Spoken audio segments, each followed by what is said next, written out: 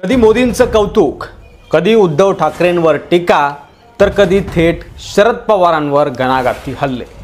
राज ठाकरे हे नाव महाराष्ट्राच्या राजकारणात कायम चर्चेत राहतं। 2014 मध्ये नरेंद्र मोदींचं समर्थन, त्यानंतर भाजपच्या अनेक मुद्द्यांवर खुलेआम पाठिंबा, यामुळे अनेकांना वाटलं होतं की राज ठाकरे भाजपसोबतच राजकारण करतील। पण 2019 नंतर चित्र वेगळं होत गेलं।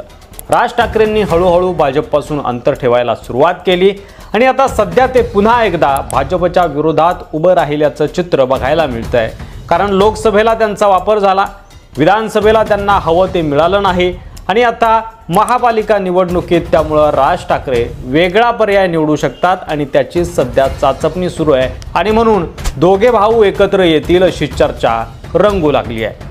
एकीकडे राज ठाकरे बैठका घेत आहेत, तर तिकडे मातोश्रीवर देखील बैठकांचं सत्र सुरू आहे। अशातच आता शिवसेना शिंदे गटातील नेते आणि दिवंगत बाळासाहेब ठाकरे यांच्यासोबत ज्यांनी काम केलंय असे ज्येष्ठ नेते गजानन कीर्तिकर यांनी शिवसेना मनसे एकत्र येण्याबाबत मोठं वक्तव्य केलं आहे। उद्धव आणि राज ठाकरे यांनी एकत्र यावं ही बाळासाहेबांची इच्छा होती।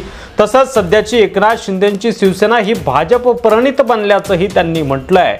त्यामुळे त्यांनी शिंदेंच्या सेनेला देखील घरचा आहेर दिलेला आहे असं म्हणायला हरकत नाही। कीर्तिकरांची 5 मोठी वक्तव्य बघूयात।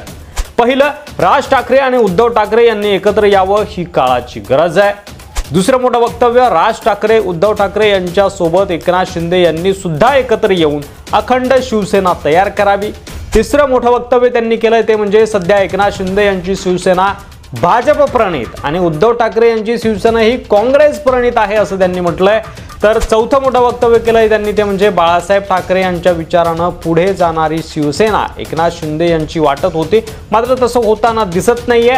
आणि 5वं मोठं वक्तव्य त्यांनी असं केलंय की बाळासाहेब ठाकरे यांना वाटायचं की राज आणि उद्धव यांनी एकत्र यावं, त्यामुळे राज ठाकरे हे शिवसेनेतून निघून गेल्यानंतर मोठं शिवसेनेचं नुकसान झालंय, त्यांनी आता एकत्र यायला पाहिजे अशी 5 मोठी वक्तव्य गजानन कीर्तिकर यांनी केलेली आहे। आता शिंदेंची घरवापसी तर कठीण आहे, मात्र राज उद्धव एकत्र येऊ शकतात अशी परिस्थिती आहे।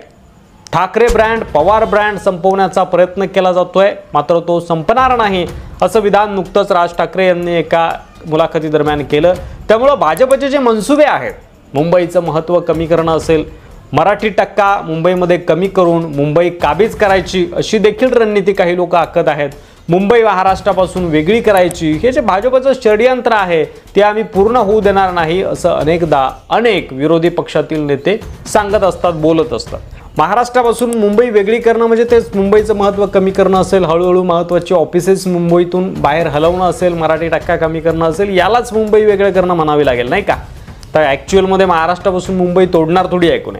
मात्र राज ठाकरे मराठी माणसासाठी सातत्यानं लढत आहेत। उद्धव ठाकरेंची साथ त्यांना मुंबईत मिळाली तर मुंबई महापालिकेवर ठाकरेंचा वर्चस्व असेल।